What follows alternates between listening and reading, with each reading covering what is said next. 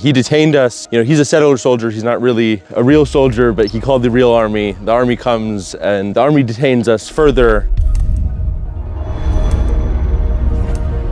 If we were Palestinian, you know, they detain you for as long as they want, you know.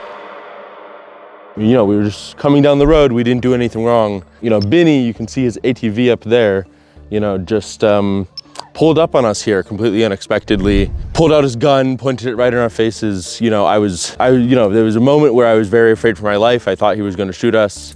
But he detained us. He called, you know, he's a settler soldier. He's not really a real soldier, but he called the real army. The army comes and the army detains us further. They zip tied our hands, you know, they, you know, blindfolded us. So they detained us for about, I think, maybe 45 minutes, an hour here. And then they said they have to ask us more questions to get the story straight. So, you know, they zip tied us, they blindfolded us, they took us in their army truck and they took us to Susia base. And they held us, you know, outside in the cold there for like a further 2 hours.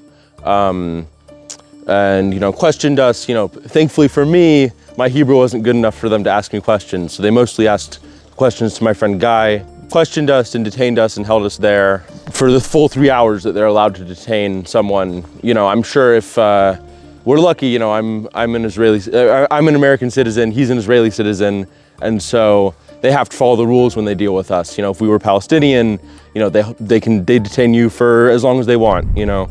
The thing, I think it's a product of the occupation and the apartheid here that you're speaking to me at all. You know, there's Palestinians in Masrayata and across the West Bank, and, you know, even within, you know, Israel or 48 Palestine, whatever you want to call it, who are, you know, face much worse detention, you know, completely arbitrarily, every day. And, you know, there's so many people that are being treated this way that you don't have time to speak to them, but because I'm an American citizen, because Guy is an Israeli citizen, you know, when we're treated this way, and not even as badly, it's treated as something special. It's only special because we're the ones who are privileged here to not be living under occupation and apartheid, and to have, you know, rights in a way that the people who have lived in this land for hundreds of years aren't treated as having. I live in Washington State. You know, I live very close to where Rachel Corrie lives, to where Aishna Egi lives, or lived, you know.